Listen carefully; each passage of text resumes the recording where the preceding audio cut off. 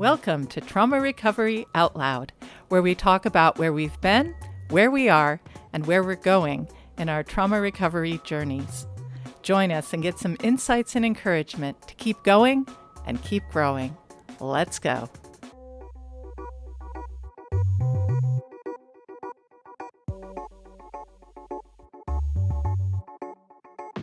Everything is extra blobby today. I took my glasses off before this time. No one had to remind me. But I can't even see my own face. It's like a big blur. Are you? Oh, so you're but my makeup's wonderful, isn't it? My eyebrows showed up. Yes. Yeah, the eyeliner's bright red lips. I was going to wear the green sweatshirt I had on today, but I thought it was... I don't know. Decided not to. You know, it's funny because I normally wear like a primary color, something bright. And I was like, I don't feel like changing my clothes. I'm kind of vibing with the whole like gingerbread house look going, you know. But your lip showed up to the party, so yes, we're good. Yes, we're good there. We got Rochelle to clean her camera, and now we can actually see her. She doesn't look like she's in a haze. Yeah, we had to do all the things. It took us like 15 minutes, so.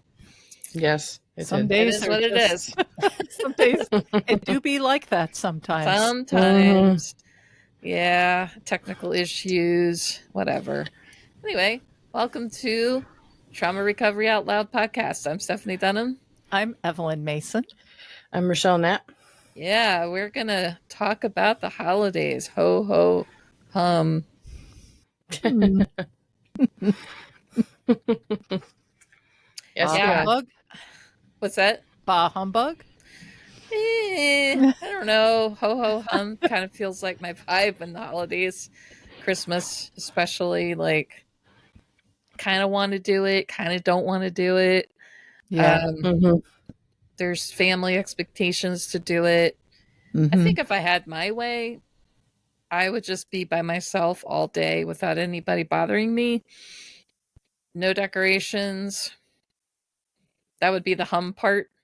So, but I can't have my way, so I kind of do it ho ho hum. Yeah, understandable. So you're like 2/3 of the way, not all the way to ho ho ho. No, I have to add in the hum for like bah humbug. Indeed. You did say that, right? Bah humbug. Oh yeah.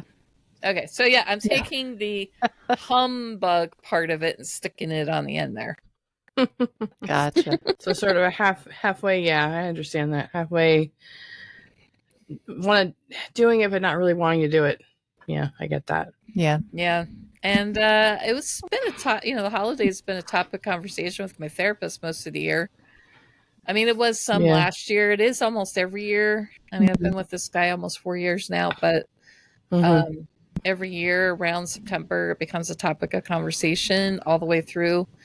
But this year, I wanted to work on it more and like not be so sad, or at least not be so triggered. I'm not quite sure what my goals are, really, to be honest with you. Yeah. But anyway, maybe less triggered than normal, so I'm not like gritting my teeth or overeating or. I mean, I don't mind crying through the holidays. I've done that before, but I just, I don't know. It's definitely a thing for people. And we just kind of wanted to talk about the holidays because it's hard for a lot of us. Yeah. For a lot of different reasons. You don't have to have trauma to have difficulties in the holidays. It can be for any reason, really. Yeah, it could be the loss of a family member or that you loved or just unenthusiastic about it for whatever reason. It doesn't have to be because of trauma. Although loss of a loved one would be some kind of trauma, but yeah. I mean, losing a family member definitely can be. Not everybody is traumatized by losing a family member, but it can be traumatizing. Right. Yeah.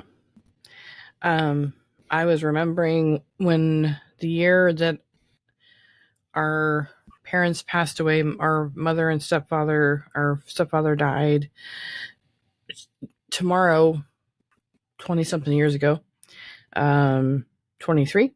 And our mother died consequently 7 weeks later in February. And after our stepfather passed away, our mother didn't want anything to do with anybody, so I spent Christmas and Thanksgiving alone, which was really tough. Especially Christmas Day was really tough. My neighbors were kind enough to invite me over, but I didn't know anybody there except for them. It was really awkward. I felt really out of place. Ended up going home and just pretty much crying the whole day.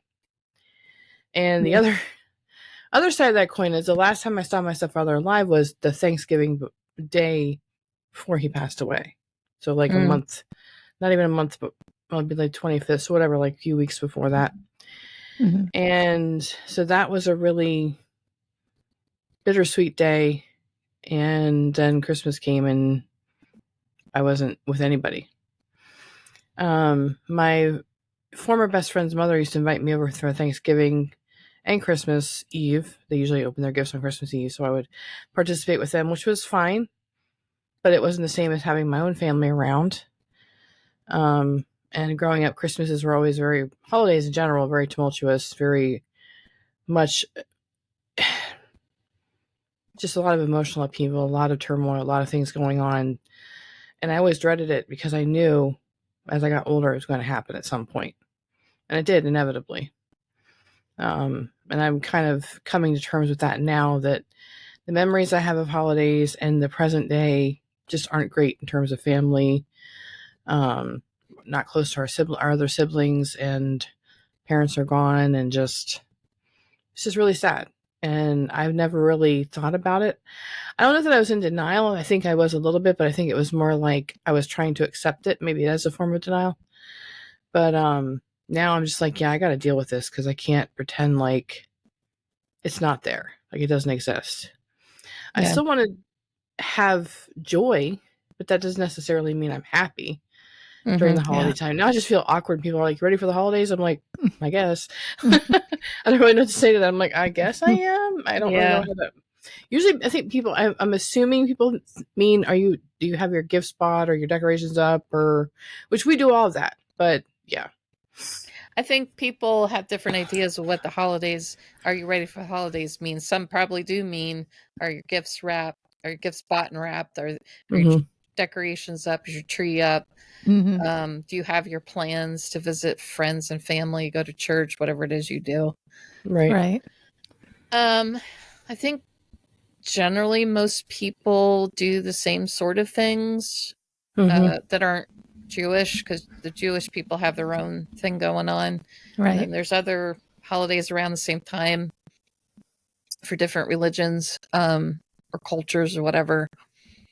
But I think the classic American holiday, Christmas holiday, is generally gifts, trees, church, family, that kind of thing.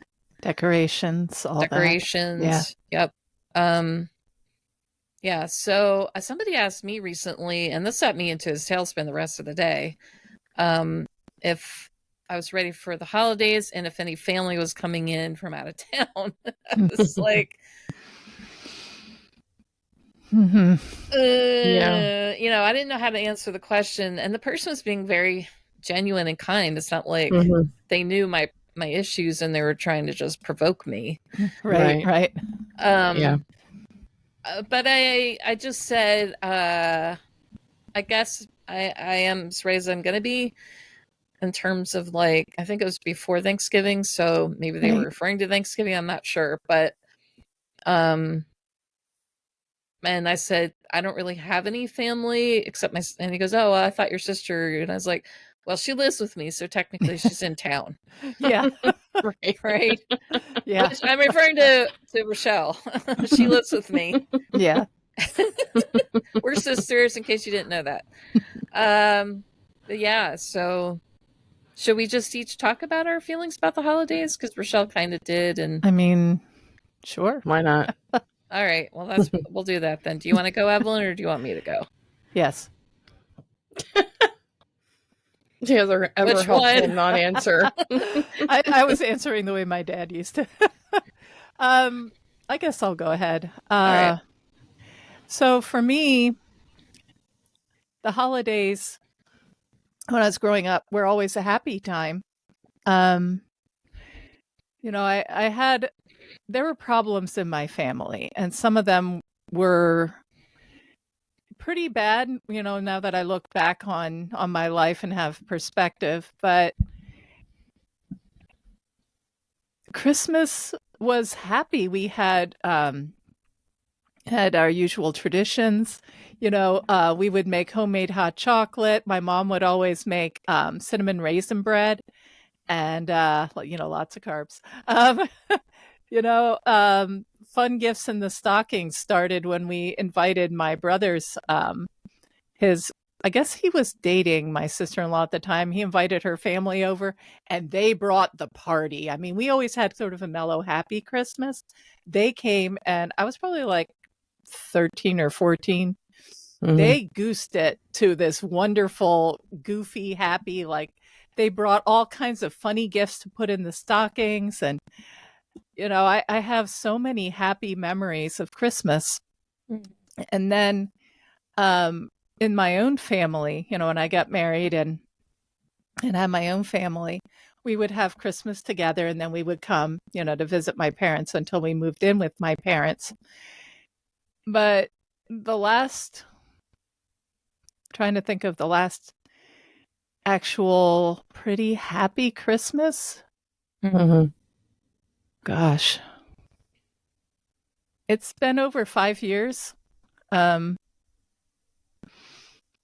my family, the family I built, fell apart, and I'm estranged from my 3 daughters, and of course divorced from their dad, and it was not amicable. Let's put it that way. Yeah. A lot of toxicity, and a lot of unresolved stuff. A lot of people walking around in pain. My thing that comes up is, like, are your kids going to all be in town for Christmas? And I'm like, I got one. They even asked me that, like, concerning Thanksgiving. They were like, so, did your girls come home for Thanksgiving and all? It's like, no, my son was there. And then I talked about the others that were there. Mm-hmm. But it's a source of pain now where there Mm-hmm. didn't used to be pain. And there are things that I do that it's like, it's good, but it's hard. I have all the decorations from that we had gathered over the years, my kids and I. Mm-hmm. And I have my own tree this year. I had to get a new one because the old one, like, it was an artificial tree, but the the needles were falling off. What the heck, Yeah. And I usually don't have any music playing or anything. I'll go and I'll decorate the tree and basically cry. But I find it good to do it. It's a time I spend at least an hour, just me and the tree. Usually a couple of hours, actually, from start to finish, the lights all the way to the, garland and everything. Yeah. And I hold each ornament and I remember, and I think about where we are now, and then I commit it to the Lord and ask him, what do you want me to do this year? Mm-hmm. And I'm looking forward. My tree's supposed to come, I think, somewhere between tomorrow and like the weekend. Mm-hmm. And I'm going to be planning my time for that. And I'm kind of looking forward to it because, as though it's painful, there's a kind of healing to it. Yeah. I don't really know just how to describe it, but it's going into that grieving and this is where we are now. This is where we are this year. And it'll be interesting to see how it goes. It's different every year. And last year, I didn't even want to do it.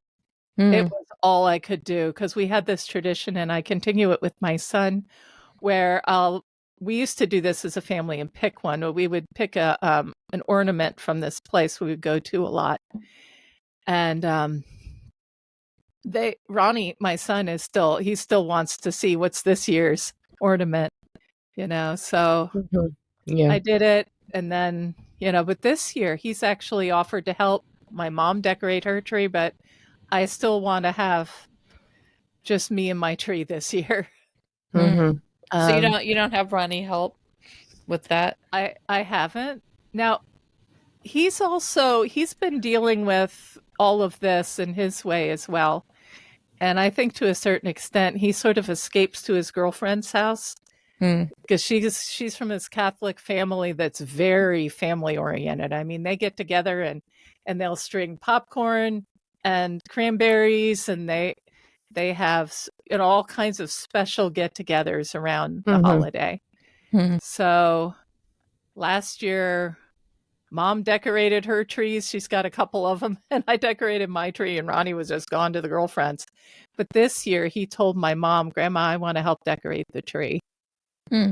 So I'm open to see, because if doing the tree with me, with our old decorations, is something he really wants to do, and that would help him, I'm definitely open to that. I mean, though my first thought is, I just want this time with the tree. That may look different. It may be after we decorate, where I'll take the different ornaments and look at them and have separate, from that. So it's play it by ear every year. And then Christmas itself, well, last year, for the first time, the first of many times, hopefully, although we didn't talk about it yet, maybe they don't want me there, but I got to come over to my twins' place. That's me, Steph, and have Christmas with the family. And they've become, okay, so they're not technically my blood family, although, the blood of Christ certainly joins us. But I've felt more and more like Steph is my sister, Rochelle is my sister. Steph's husband, Fran, is becoming more and more like a brother to me. He's gotten in my heart like my big bro, and that's what I call him. And then Stephen, Stephanie's son. That's my son. Yeah. He's precious. He's my nephew. So there again, bittersweet. It'll never be what it was. But there have been new things that have been so good. And it's almost like an aching kind of joy where describe it. It's like I wish that things were different. Yeah. But I'm glad for what has happened, the new things, like Christmas with the family. And this year, maybe for the first time, my son's girlfriend's family always invites us over to help string the popcorn and stuff. And we haven't been able to make it, but we might be able to make it this year. Okay. So, yeah. I guess that leaves me. That leaves you. I might go on for some time if that's okay. Sure. Buckle in. I have a lot to say, unfortunately. Or fortunately. This might actually help somebody. That's one of the things I talked about with my therapist today, about some things concerning my life, purpose, whatever. And, maybe I'm helping people. I don't realize I'm helping them. So hopefully this is helping someone, even if I don't know it. But, Rochelle and I are sisters. We grew up together. Our first, for me, 11 years, for Rochelle, 9 years in California. Almost all of my relatives live out there on that side of the United States. A few live, I think there's one in Oklahoma and one in Texas. But there is one cousin who lives in Virginia. But everybody else, father and mother's side, all live in California. So, so we, visited my father's mother's house. And I don't really remember much about the holidays prior to age 13. I don't really remember. There's a picture of Rochelle and I in these Winnie the Pooh dresses that are exactly the same, because they'd like to dress us alike. Yeah. When we were little. Although if it was the same dress, I might get the pink one and she'd get the blue one or something like that. Yeah. But these two dresses were exactly alike. And there was Yes. I remember there was some kind of drama about it because my parents were separated or divorced by then. And there was some sort of drama surrounding these dresses, and there's a picture of us in it, but that's about all I remember about the holidays. Yeah. And then we moved out here to the East Coast when I was 11, and I can actually remember Christmases going back to age 11. And our first Christmas here was with my stepfather's family. So we were actually living in their house for a little while, and then we moved into an apartment not too far away from them, maybe like half an hour. Yeah. So we would go over there, and then we moved away to a whole nother planet. So far away. It's so true. We moved to a whole different place. It was much further away. It was like an hour away from Baltimore, and my mother was working on destroying the relationship between my stepfather and his family. Oh. And so Christmases were just me, our little family. And I honestly, at that point, from when we moved there to when I left, I don't really remember Christmases that much. I do remember at some point, I think it was around age 16, not feeling the same way about Christmas I'd always felt, and felt disappointed. Like something clicked, and I felt like the magic's gone. Yeah. I knew Santa wasn't real a long time ago, but as far as like the magic of getting gifts and all that just dissipated for me. Yeah. Our mother was a drug addict, so she was very unpredictable. Yeah. So it was hard to know how she was going to be on any given day, especially around the holidays. But I had a big hullabaloo when I was age 19 with my mother, and I left. I didn't come back for like 7 years. And I came back around the holidays, and we actually so I had a son by then. He was, 3, I guess, think. Well, I was gone for 7 years, so he would have been more like 7. He was already grown by the time, like older by the time I was visiting you guys. Anyway, so I did spend Christmas with my mother, my stepfather, Rochelle, the kids, the younger siblings. And then not long after that, things got weird again, and I just didn't go back ever. Yeah. And then our mother died, and our stepfather died. And I connected with our younger sibling, our younger sister. The brother, on the other hand, he didn't really come into our lives till like 10 years ago. So, we tried to connect. Honestly, it was tough. Yeah. And I guess 10 or so years ago. So when I was in my 20s, before I say all that, when I was in my 20s, I had a lot of things happening for me that I was going to a church. So people, because I was a single parent for like 7 years, people would invite me over to their house. So I'd spend Christmas with people I didn't really know. And sometimes the results were good, sometimes not so good. And then Fran and I got together, and there was family right away. Like, we had technically a step mother, so she was my step mother-in-law, but I didn't ever call her that. Right. His father, his stepmother, and then he had 3 siblings. And initially it was great. We would go over there. We'd hang out with her family sometimes for Thanksgiving or Christmas and Easter. And so we had somewhere to go. Well, then she died, because it's been 15 years ago. And then he died, which was think 10 years ago. Yeah. And then my relationship with the younger siblings just fell apart, which was about 5 years ago. So slowly over time, it's becoming less and less for us. And since we didn't really have any family traditions that we carried on, except for maybe one, I said one and then I did this. One.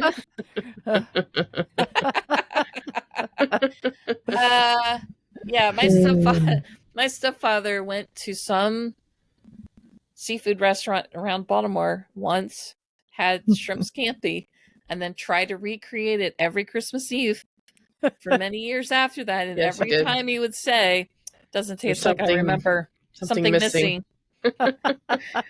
So that's a funny little tradition. yeah, so I picked that tradition up at some point and started making shrimp scampi on Christmas Eve. I think after he passed. And sometimes the younger siblings would come over and we'd have like a little family Christmas gathering, and we tried Thanksgiving together a couple of times, and I don't know, it was just always kind of weird and awkward. But Yeah. I at least had Fran and my son, my younger son. And my older son and I aren't quite where I'd like us to be. So we didn't really connect much through most of his 20s. Yeah. So it was just Fran, Steven, and I for many, many Christmases. And I thought to myself, this sucks so hard. Like, there isn't anyone to visit. Nobody wants to invite us over. We don't have any friends. I think we did go to a friend a couple of times. Like, they invited us over. It was nice. There's no aunts, uncles, grandparents. There's nothing. Like, nothing. So, I don't know, 15 or so years ago, maybe sooner than that, I wanted to develop traditions that hopefully my child would carry on into whatever life he decided to have. So we have traditions we do now. I mean, we've been doing them every year. As Stephen and I are developing kind of our own traditions with movie watching. Like the last 3 years, we've watched Santa Claus Conquers the Martians. Rochelle joined us this year. Santa Claus Conquers the Martians. Terrible, awful, ridiculous, hilarious movie. Awesomely bad movie. Terrible. I highly recommend it. Anyway, we watch certain movies. We have certain activities. Last 5 years, Stephen and I make candy together to give away in stockings and to neighbors. And so we have things we do. It's not like we're sitting around feeling like there's nothing to do and nobody cares. We're trying to make the best of a bad situation. Yeah. But almost every year for all of my adult life, I get into this. In the last few years, this hasn't been true, but I have gotten into the super deep depression where I'm basically blanked out. And most of the binging that got me to the weight I am happened during September to January. Yeah. Not all of it, but most of it. And, it was easy to overeat and binge during the holidays because there's so much food, you know? And I am a big sweets fanatic. I love candy and cakes and what have you. So, yeah. And it's everywhere all the time. Oh, yeah. People are shoving it in your face everywhere you go. Yeah. They're like, ooh, would you like some Christmas cookies? Of course I'd love a Christmas cookie. Who would say no to that? 1 or 10. Yeah. Right. But I would get into this really weirdly depressed state of mind where I just kind of like an emotional zombie all the way through the holidays. Then January 1st would arrive and I would just sort of wake up. And I wasn't aware that was a thing for a really long time. But then when I became aware of it, I'm like, I'm not sure I like this. Yeah. Yeah. So for the last 5 to 8 years, I've been working on not being an emotional zombie. Yeah. And, trying to not grit my teeth through the traditions, but Mm-hmm. let myself cry if I have to. Mm-hmm. And I had a really hard time last year for some reason. We had a really bad Christmas a few years ago. We had several bad things happen in a row. Our Very close dog, together too. yeah, very close together. Our dog Yeah. was 16 years old and he was lame and getting worse and worse, so we had to put him to sleep. A Yeah. week later, a friend dies. And then right after Christmas, everybody gets COVID. This was like, I don't know, I guess it's 4 years ago now. Mm-hmm. Yeah, that sounds right. That was terrible. That's rough. Yeah. And I was trying really hard to care about Christmas, but all that was making it really hard. Yeah. I don't even want to bother with the tree, but my son is like, we got to get the tree out as soon as possible. And I'm like, okay, fine, Yeah. figure it out. And then we do our little rituals. We have a ritual of we have so many decorations. We can't agree. And on it's a which little on the tree, Mhm. too. So So we take turns picking out the decorations. So one person gets to decide what goes on the tree so that they can pick whatever they want. And we have so many different kinds. Mhm. Which is fun. I mean, it's all fun, but it's also like, I just wish I had more going on in my life right now. Yeah. Yeah. So Yeah. the biggest problem for me has been feeling ashamed about the lack of family, about how things have turned out in my life, about Mhm. not fitting into societal expectations. And that is really what drives the depression. Like Yeah. the Mhm. sadness, the depression. The Yeah. goal is to not feel ashamed of myself, not feel embarrassed about how things are.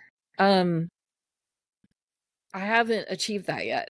I still feel emotional right now. I still feel really emotional about it. I feel a lot of grief Mhm. about the lack and Yeah. frustrated that my life has turned out this way. So I still have a lot of work to do, but I think this year in particular, I already had one bad day right before Thanksgiving. I was talking to Evelyn and Rochelle about it. Yeah. I was like mulling over all the relationships that are imploding right now Mhm. and just trying to negotiate with Evelyn and her mom about who was bringing what, and like talking about it was triggering. Nobody was doing anything wrong. It was just triggering. Mhm. Yeah. It was a lot of stress, and it all went well the next day on actual Thanksgiving. Yes. It was all fine. Thankfully. Yeah. I was in a much better mood that day, but it was hard that Wednesday before for all the Mhm. reasons I just mentioned, like all the embarrassment, the shame, and just feeling like I really hate this and I don't want to do this anymore. But at the same time, people want to do Christmas. Yeah. People want to get out the decorations. People want to eat the food and make the candy and have the rituals and have the cinnamon rolls and Mm-hmm. all the things. And I think when people have things they used to do, like Evelyn was talking about, that aren't happening anymore because of bad reasons, and there's nothing to fill the void, nothing to fill the space, it's really, really hard to not feel depressed about it. Yeah. Yeah. And I feel Yeah. like people need to know it's okay to feel sad Yes. through the holidays. Like if you have grief, it's okay to feel grief. Yeah. I feel like the last, at least in the part of the world that we live in, it seems like people are more accepting of this idea that it's okay to feel bad at the holidays. Like I've heard more people saying like not everybody is happy during the holidays. And I know there was definitely some expectation of you should be happy and rejoicing and having all these family traditions, and we'd have a severe lack of family, and I felt that emptiness the past couple of years, that reality of like there's just no one else to hang out with, there's no one else to celebrate with, there's nothing else.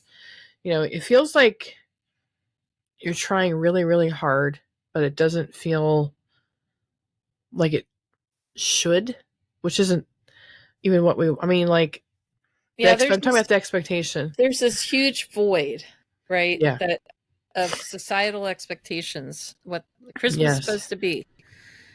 And you're supposed to fill it with family and friends and faith and rituals, basically. Yeah. And then when there aren't any family, friends, maybe no faith or rituals, it gets really, really hard. You were talking about something, Evelyn's kind of mentioned it earlier.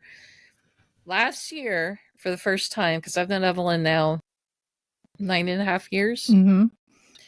Last year, for the first time, I was like, hey, Evelyn, how do you feel about hanging out with our family for some of the day on Christmas Day? Like, what's stopping you from coming down? So we had to talk it through some. Like, it wasn't like just like she could go, yeah, I'll be down, because there are some expectations at her house.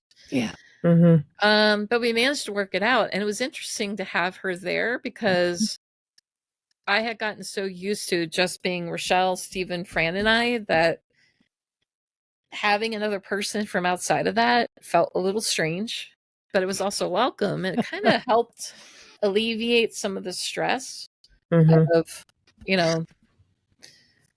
not having anybody else beyond the four of us.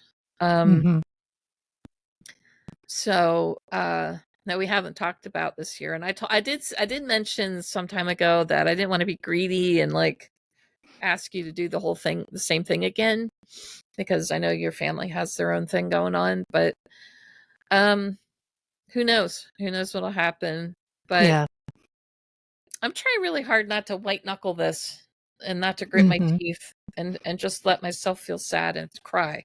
Yeah. If I need to. Yeah. You'd mentioned last year inviting me.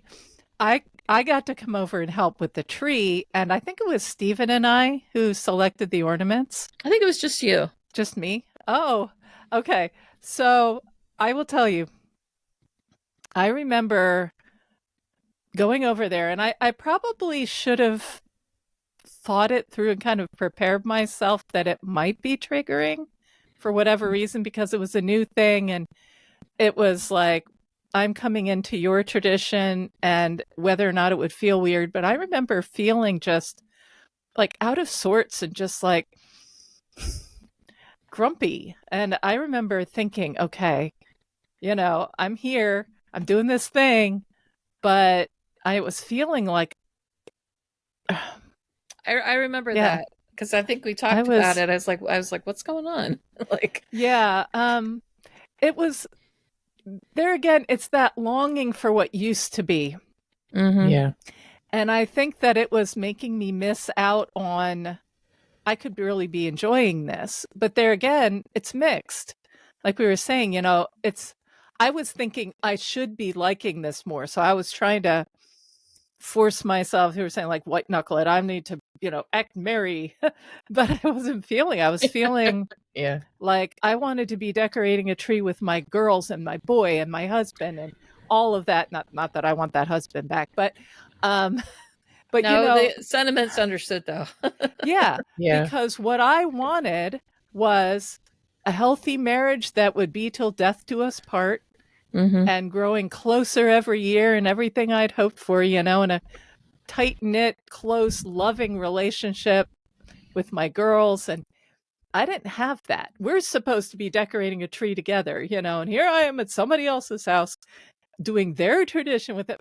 All of these thoughts were in my head. And it was good that they invited me over.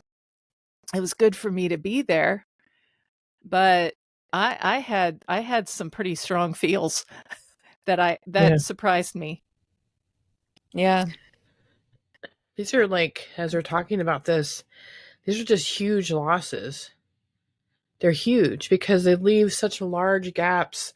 When you mentioned, Ev, about what you wanted with your family and it just all fell apart, like that's a huge loss. And I never thought about it this way actually till now. Yeah, because at this point in your life, you're supposed to be connected to your children and your grandchildren, right? And growing old together with your spouse, and heading into retirement age and all the things. And yeah, it's tough. That's the trajectory I hoped for. You know, what I just now pictured was if you see a plane and they have a course, you know, we were going to Japan, you could see like the flight route. There was a path that it was going, and then the plane went down. And that trajectory is gone. The plane landed, you mean? Well, don't say it went down. No. We did land. Okay, let me clarify this. So they landed safely. Obviously, they're here. Okay. The plane to and from Japan, and with Canada thrown in there, landed. Mine didn't. My marriage, the way I had seen, you know, we had talked about travel and, you know, being able to have it blew up midair. It's just gone. It's gone. Yeah. You know, and I've got pieces, you know, the debris, but that it's gone. And every year when these things come up, the memories come up of the time when it was good, you know, the time to try. And I always ask God to help me to see the good and still grieve the loss. That it wasn't all, you know, when I first was divorced and was, you know, I could see the relationship with my daughters falling apart, and I was like, I just wasted my life. Like, I just wasted 30 years. It's just gone, you know? And, you know, that all or nothing, that it's great or it's horrible. And then faking it, trying to be happy for everybody else, pretending it's all good when on the inside you're not feeling good at all. Yeah. Yeah. It's exhausting. Now I have a question, Evelyn. You mentioned about this tree that you want to put up with all your old family decorations, and it's something you want to do. You feel like it's healing. Do you feel like maybe putting up the tree with the decorations is kind of a memorialization of what was lost? Yes. That is a really good description, because when I do put the ornaments up, especially when I do the ones with my girls, their first Christmas ornaments, it is like a memorial. It's almost like putting flowers on a grave, you know. I remember the times with them. I remember the Christmases with them. And even the ones, you know, when my husband and I were first married, the people we were renting from had a store that had a whole Christmas section, and they would give us, they were smart. They would give us gift cards to their store, and we'd go to the Christmas section and buy a bunch of, you know, Christmas ornaments. I still have most of those as well. So it's a memorial to my marriage and to those Christmases. And yeah, that's I never really thought about that before, and then never put it into words that way. But yeah, it is. Yeah, I have some things that I do that are kind of like a memorialization. I do have at least one ornament that I made in my 20s when my first husband and I had no decorations at all and no money to buy any. Yeah. I still have the same treetop angel from that time. But I also have, like, I made a bunch of decorations to put on the tree. So there's that. And all the, you know, my older son's handmade ornaments from school, the younger son's handmade ornaments, stuff we've collected from various places over the years. But there's this one special thing that means a lot to me. I don't think anybody else knows what it means to me because I've never talked about it. But the stockings. We have 4 people in our family, but I put up something like 6 or 7 stockings. There's one for Jesus. He's always at the very top. Yeah. And then we go in birth order. We include my husband's mother, who's long since deceased. She died before I ever got a chance to meet her. Like back when I knew my husband as friends back in the mid-90s. She died, so I never got to meet her.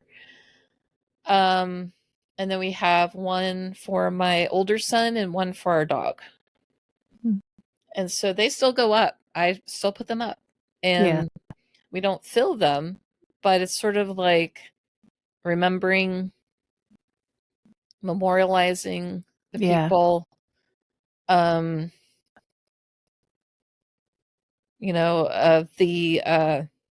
shrimp scampi dinner thing is still, it's a memorialization of that time, because I did actually enjoy the whole thing my stepfather did. It was silly. Yeah. And I liked It the was. food, even though he complained about it. I still liked it. And I worked on finding a recipe that was actually really good. Oh, it's amazing. It really is. I don't always do it on Christmas Eve, but we do it sometime during the holidays. But it's still a memorialization. Like, there's things that were in my mother's house that I still have. You know, that after she died, we went to the house and like took knickknacks that we wanted. And I often ask myself, why do I even have these? Yeah. My mother hated me and hated my sister and I, and was awful to us. Why would I want keepsakes that were hers that she made from the house? And I think it's a memorialization of a time in my life. Yeah. And, it represents a time in my life. So I feel like there's a lot of that. And I recommend starting your own traditions, starting your own rituals, and finding ways to memorialize things that were lost. Yes. As a way to kind of cope with the holidays, if you have the feelings we do.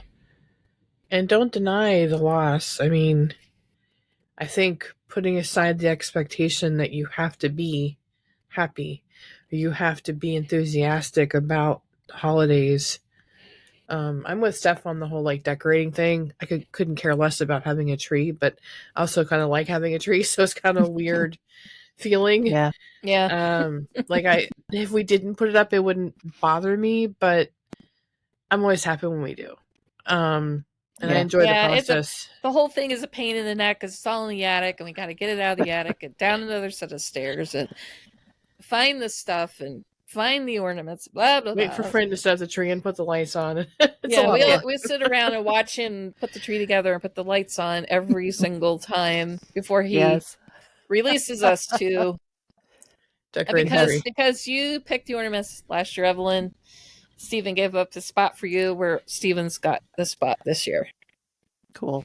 So I enjoyed being able to experience even that part. I had heard about the whole setting up and everything. I had heard about that was the thing. And I know it may seem strange that I enjoyed it, but I got to be a part of it as opposed to just hearing about it. Yeah. Even though you were struggling and triggered. I was struggling and triggered. But when I look back on it now, I'm not feeling struggly or triggery right now. Triggerly. Well, come on now. I can make up words. What? All right, editors making up words now. Hey, if Shakespeare and Dickens can do it, so can I. So, although I felt struggly and triggery last year, I got through it. I didn't leave. I didn't storm out. I didn't excuse myself because I felt bad. No, but you did that thing where you're forcing yourself. I did, and that wasn't good. But not for the rest of us anyway. No. And that's another thing, Rochelle had mentioned, don't fake it. And that's what I was trying to do. Yeah. And that's the thing is, you might think that it's working, but everyone's feeling that weird cognitive dissonance because you're like, wrong with that person? Hey, I'm fine. Yeah. But reality is I'm struggling here. And that just comes off as weird. And I've been called out on that a number of times. So I finally kind of recognize and, giving yourself permission to not feel good, to to be honest and to Yeah. tell people. Yes, thank you. So like when certain people would ask me about Thanksgiving, for example, about my daughters, it depended on who the person was, but I'd say, no, we're going through a hard time right now, or we're struggling right now, or we're estranged right now. It depends on the person. I can, instead of just going, oh no, they're kind of doing their own thing or whatever, like it's nothing.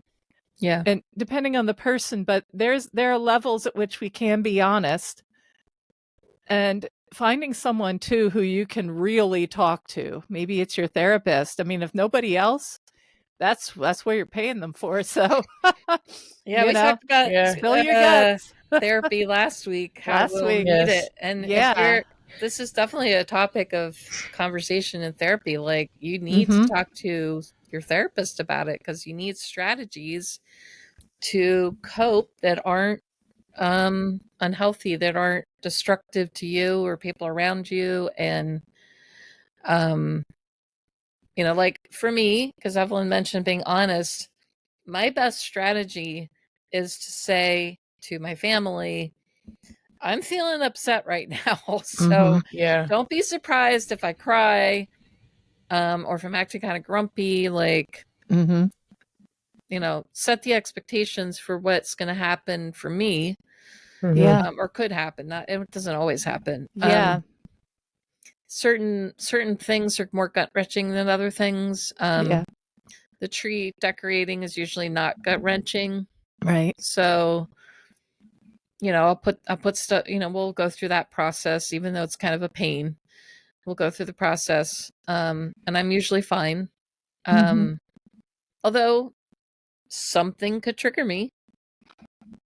It could happen. And the best bet for me is to be honest with everybody else. Yes. And that's something that, because Steph has, in our friendship, has reassured me time and time again, when I'm honest, I'm not going to be rejected. No. When I actually say a negative about how I'm feeling or how I'm doing, it's a way to kind of undo some unhealthy programming too. If you feel like you have to pretend or put on a show, or, no, you don't. And it's hurting you, and it's hurting the people around you. Yeah. And, I was thinking, I've got some strategies in mind, but undergirding a lot of it is just be honest. And that simple phrase has helped me in so many ways when I have felt triggered. And, even at work, I'm fairly, my supervisor knows a bit of my story, and she understands. So if I'm starting to feel the feels, and I'm already kind of strategizing about, because we already talked about, she goes, let me know, you have permission to go for a walk if you need to. Like, we've talked about that in general, but not specifically about the holidays. And if I feel triggered if I'm there on decorating night or whatever, I know I can just say, I'm struggling right now. I'm going to need a minute. Maybe I need to go for a little walk or go to the bathroom for a while, or, to just be honest though. It's actually empowering, that having a strategy means that negative feeling, that trigger, is not going to be in charge. Right. And I can navigate with the tools that I have, and planning ahead, talking to the therapist, having the tools handy, whatever that means for you. Like for me, sometimes I have to write little notes. It helps me to write it down and then look at it. So if I am struggling, in fact, on my desk, you can't see it, but I've got a number of Post-its here that when I'm struggling, I have one here that says, let me think it through and get back to you, to remind me, so that if it does come up and my mind starts to go, I can go, wait, let me grab one of my tools. I did want to say one thing real quick. It sounds like Rochelle wanted to jump in there, but I just wanted to say one thing real quick. there probably will be times for short periods where you will have to fake it. Mm-hmm. Yeah. You probably will have to put on a smile and pretend. And you can choose not to participate in those things if it really is too much. Yeah. But it is only for a short period of time, so it might be okay for you to get through it if that's what has to be done. Yeah. But at the same time, you can also reach out to someone and say, okay, I have to go do this thing, Mm-hmm. and I'm going to have to put on a smile, and I don't feel like it. Yeah. Have an ally Mm-hmm. who's got your back. If it's prayer you need, like, or encouragement, support in some way. Yeah. If there's a work function you have to go through and nobody wants to hear about your terrible, family situation, everybody wants to party. Mm-hmm. I've got one coming up this week. Yeah. So Thursday. that might be a situation where you have to pretend if you're going to participate. And that's a choice you can make. But it is good to know that you can just get through it. And you can also ask for help either from somebody like your supervisor or a friend or family member if you have those. Yeah. So anyways, that's all I wanted to say. So Rochelle, what did you want to jump in with? There was a Christmas when I was probably, I don't know, I was pretty young, 10 or 11 years. No, I had to be at least 13 or 14. We were living in Rising Sun at that point. Oh yeah, the other planet. Yes, it was another planet. I didn't get any Christmas gifts that year.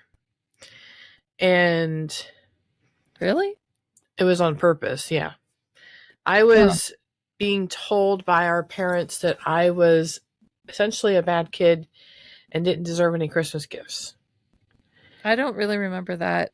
I mean, I kind of really do, but not really. And I felt at that time, I just did not understand what I had done, what I had been doing to deserve to be treated that way. Like I couldn't, because our stepfather was starting to agree with our mother about me and my behavior. Yeah, there's a whole thing about Rochelle being ostracized from the family for a period of how many years was it? Like a lot of years, off and on. 4, 5, 6 years, something like that. And so I remember thinking to myself, I was probably a young teenager at that point. I remember thinking to myself, what have I done? What have I done? I don't know what I've done. I don't know what I did to be treated this way. I could not understand what was happening. I didn't know anything about that. I knew I was being abused on some level. I knew that. Yeah. But I didn't understand what was going on at that point, why I didn't serve Christmas presents. What had I done that was so heinous that I was being treated this way? And that was when I kind of lost the magic of the holidays. Was kind of over for me at that point. Like it was kind of like, I don't really see the point anymore. There's always some kind of fight, some kind of problem. Yeah. And it was just pointless at that time. And then I became a Christian when I was 21. And that Christmas was very special because I was getting to know God and understanding what Jesus had done for us. He had to be born as a human so he could die for us. That is the part that through all of this sadness I feel about it, that's the part I try to hold on to. Because there has been a lot of years looking back, but that was the only thing that got me through it. Because the losses are so, I didn't even realize how big they were until we had this podcast conversation. That the losses are so big, they're almost unfathomable. And people think, like you're saying, like you can get through it somehow, they can fake it and get through it. But you can't. There's nothing to replace what's been lost. It's basically like someone dying. Because you've lost something you can't get back. And even if your kids did come back, Evelyn, and say, Mom, we want to fix things. There's all those years and your marriage is over and all the years are lost and like you can't replace that time. It's going to be different if they do decide to reconnect with you. It's not going to be the same. Yeah. And I think the pain and the reality of trauma and extensive trauma in whatever form it comes in it's not going to suddenly disappear because it's Christmas time. It's going to be felt even more so. And I think like the hardest thing is realizing that you can't fix it. Yeah. You can't. It's like you can't fix your trauma on your trauma can be healed to a point, and you can work through that, but you're still facing loss in a way that cannot be replaced during this time of year. Yeah. I think like all the Christmases I had as a kid, and some of them were good, some of them were terrible, but the good ones always felt like they weren't quite right, even when they were good. We'd go to my step aunt's house for a ton of food, and grandparents would be there, and it felt like a big celebration, but also didn't feel real to me because the ones we had with just our parents felt scary and didn't make a whole lot of sense to me, especially as a little kid. There were so many mixed messages. Yeah. So many mixed messages from our mother and stepfather. And the times we attempted, like Steph said, to hang out with our younger siblings, it just felt awkward and weird. Mm-hmm. We were still outsiders, even though we're part of the same family. I felt like an outsider. I didn't enjoy that at all. Like, I wanted to leave the years that we had them leave, the years that we tried. Yeah. It was hard because, our mother was basically, it was Rochelle and I and our mother as one thing. And then a stepfather, mother, and then 2 half siblings was another thing. Mm. And our stepfather didn't intervene at all for us to our mother. And so she was able to abuse us the way she did, and he wouldn't stop her. And we weren't his kids, so but his kids got his protection so they didn't actually, I don't know how much they experienced because I wasn't there. But I get the feeling it wasn't the same because they talk about her in a way that makes absolutely no sense to me. Yeah. And I'm like, did we have the same mother? Because I don't think they understand how badly she treated Rochelle and I. Yeah. But the way that they acted was different for both sets of kids, and it was confusing. And our step-aunt, bless her heart, she wanted so hard to love on us as if we were blood relatives. So the grandparents to a point too. Yeah, and so did his parents.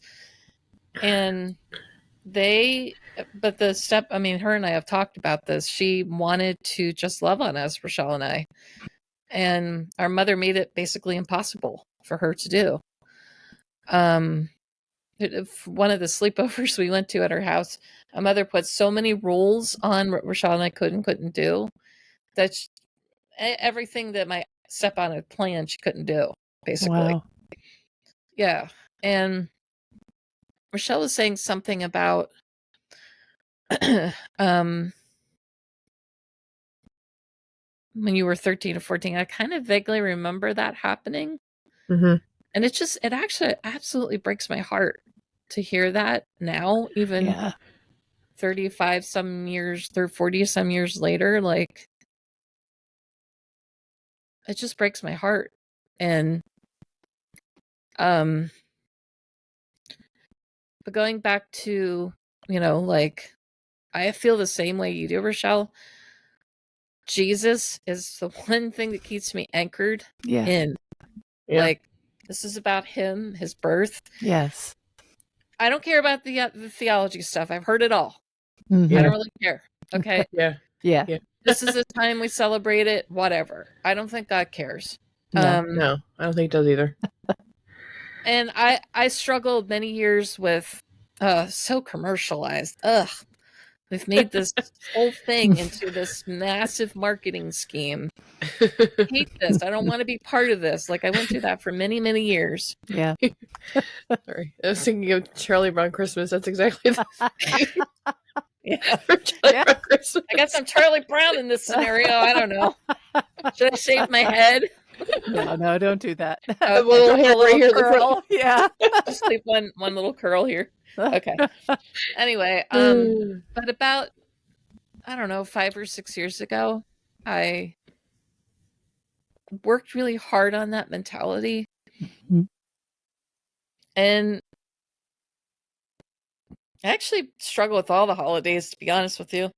All the holy days, not just Flag Day or 4th of July. I'm not talking about that.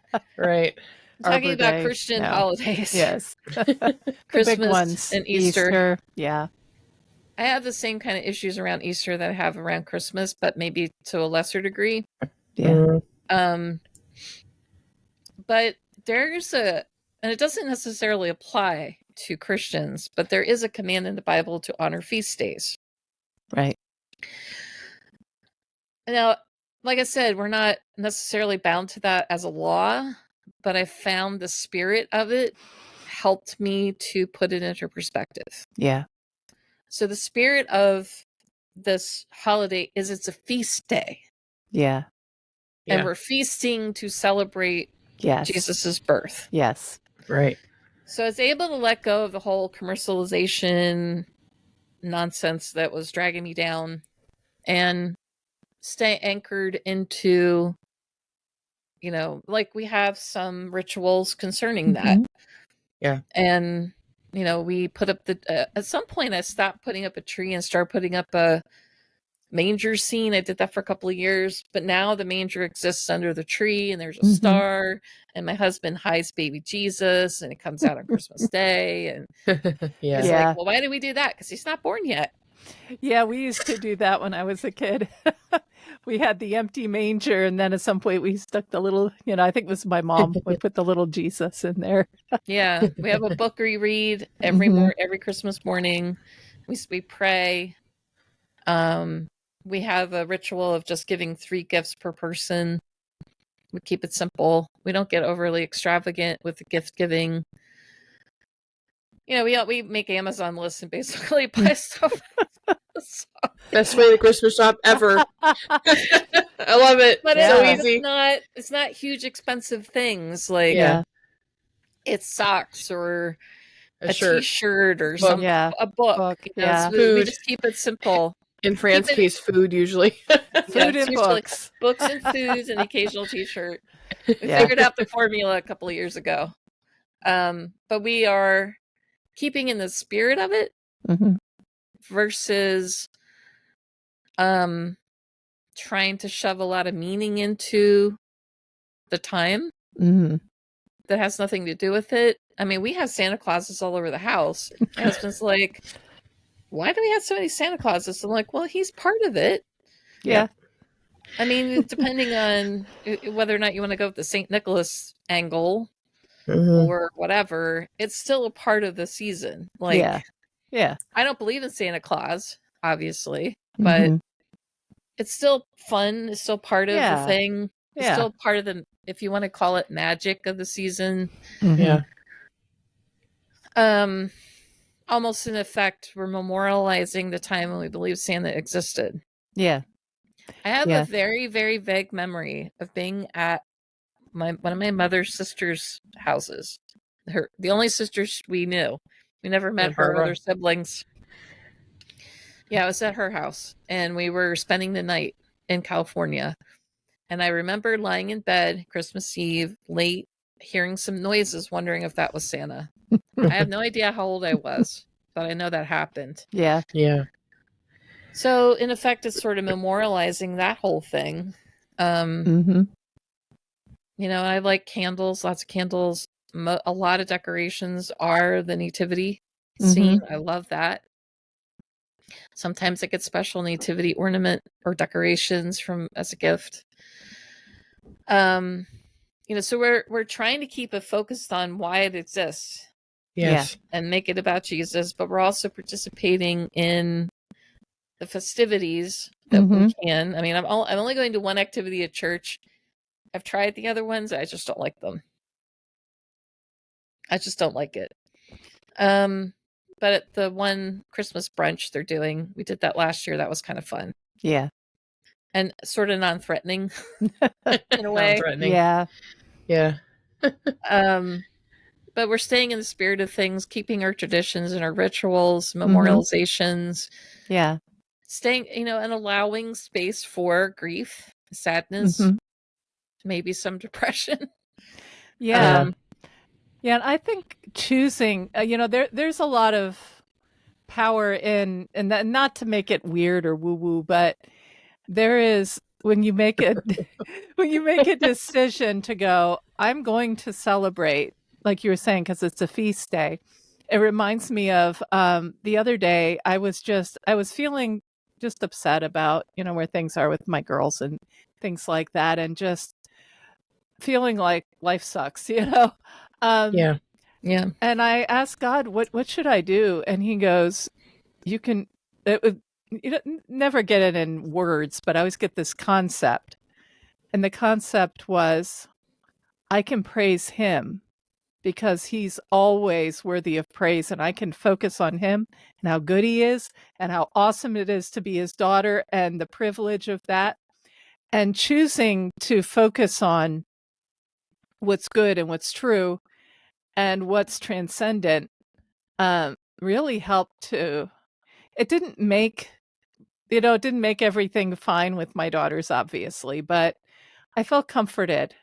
I felt taken care of, and I felt like it was the right thing to do.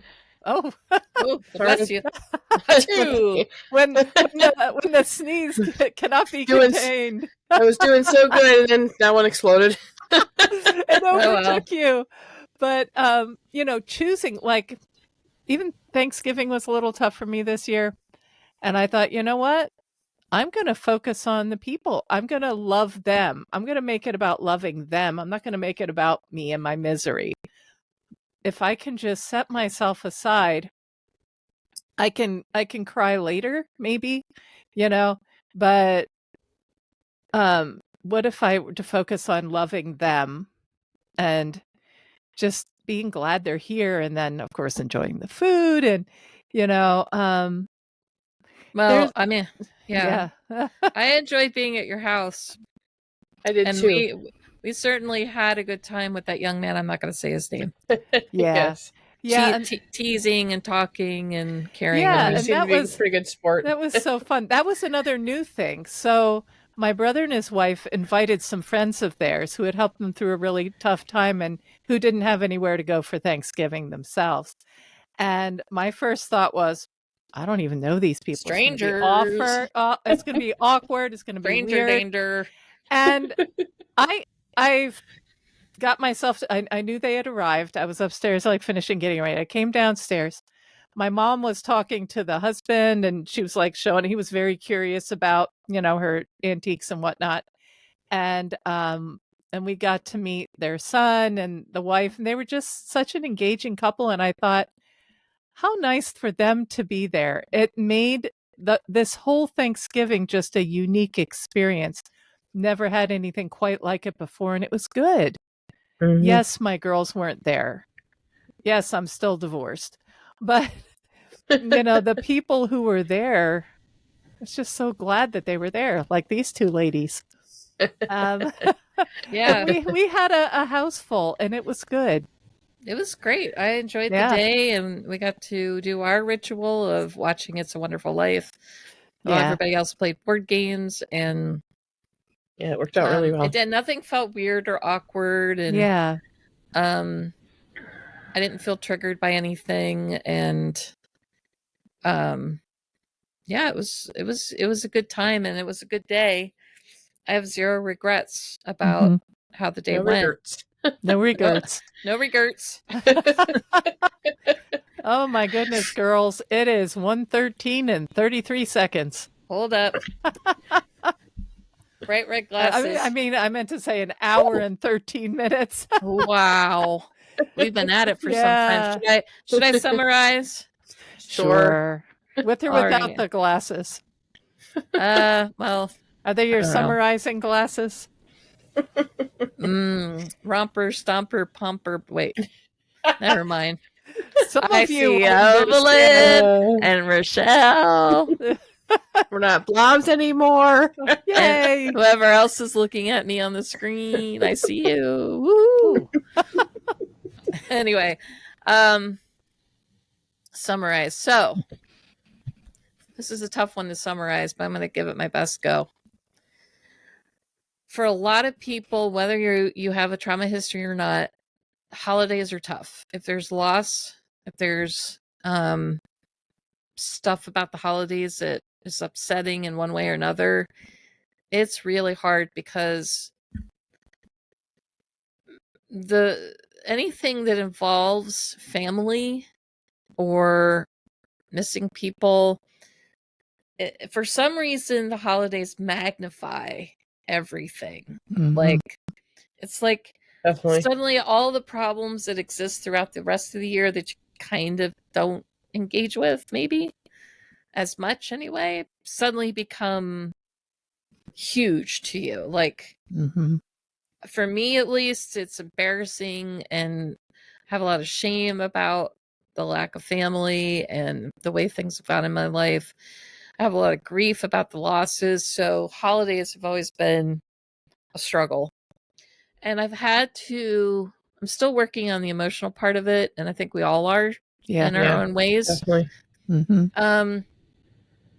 But I've developed rituals, memorials, and traditions that help alleviate, I think we all have in some way. Yeah.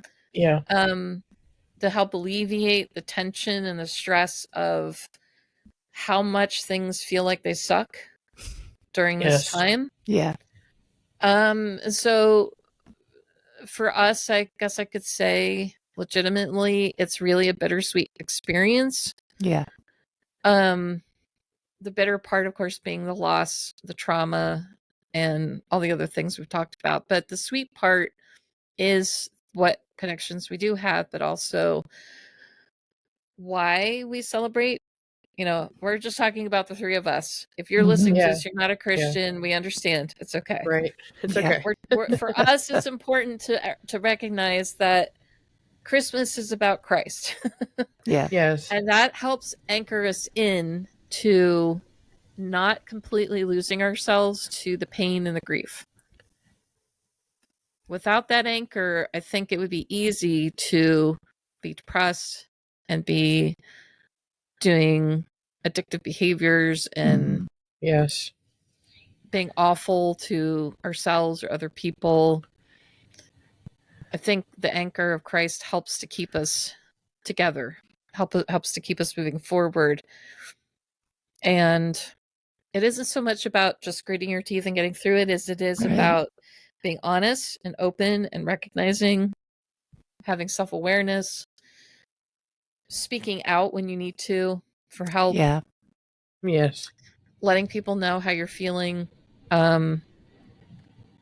setting your boundaries for what you can and can't do. If you can't do something, you can't do it. Just don't do it. Like, yeah. It's okay. It's okay not to go to the office Christmas party if it's really that hard for you. Yeah. You know, and generally it's a swirly, whirly time of a lot of different things for a lot of different people. Yeah. We encourage you to talk to someone, talk to a therapist, especially. If you're feeling a certain way, call the hotline. Yeah. Don't fall for that trap. Don't fall for it. Yeah. It's not worth it. If you have people you can connect to, try to find ways to connect. If you don't, go on our website and email us. We'll send you an encouraging message. Yeah. You know, I think I've summed up pretty well. Do you guys have anything to add? I thought of something, but I can't remember what the heck it was now. Darn it. I know. I heard you start to say something, but I kept going. I was like, what was I going to say? I can't remember what I was going to say. I was talking about don't go to office parties if you don't. If you can't handle it. I couldn't go to. I tried to go a couple of years, my store parties, and it just wasn't good for me. I'm just going to leave it at that. Yeah. The environment was not great. and reminded me of all the bad things about my childhood. A lot of bad things about my childhood. So I just couldn't do it. And I like people I work with. They're great, most of the time. But when they were in that type of environment, it wasn't great for me. So I just don't go anymore. Yeah. If it's triggering, don't do it. Like, it's not worth it. Yeah. Right. Dude, stop. Get some help. Right. Yeah. So I think we've pretty much covered it. And I would say so. If you have your own stories about the holidays, things that you've done to help yourself or struggles you're currently having, feel free to let us know. Put it in the comments. Yeah. Share. Yeah, definitely. I think you'll find that you're not alone. Yeah. I think there are a lot of people out there who are going through the same thing. They just don't feel like they can open up about it. But if someone does share, that tends to give permission then for others to share as well. Yes. Yeah. So I guess we're doing that in a way. We're sharing about our own experiences, giving you people, I'm trying to get my hands in the frame. Yeah. You people to share your own stories, to open up and to allow yourself space to be wherever you're at with it. Yes. Yeah. So we finally have a new intro and outro, which you'll be able to see at the beginning and the end of this video. Beginning and the end. But we're going to do the dance anyway. Push all the buttons. Do all the things. Like. Do all the things. Subscribe. Comment. Tell your friends. Like and follow. Share. Subscribe's the same thing. all that. You know what to do. Do all the things. All the things. All the things. At least once. Help us to get out there. Help people to find us and connect and hopefully get encouraged. So yes, that's our goal. That's our hope. That's our purpose.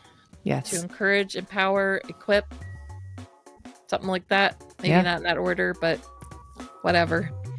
Whatever. Close do enough. All the things for us, please. Close enough. Yeah. All right. Well, I'm Stephanie Dunham. I'm Evelyn Mason. I'm Rochelle Knapp. See ya. Bye. Thank you for joining us today. We hope you got some food for thought and encouragement to keep going and keep growing. See you next time. For more episodes, you can find us on Spotify and YouTube. Comment, like, and subscribe to spread the word and help the channel grow.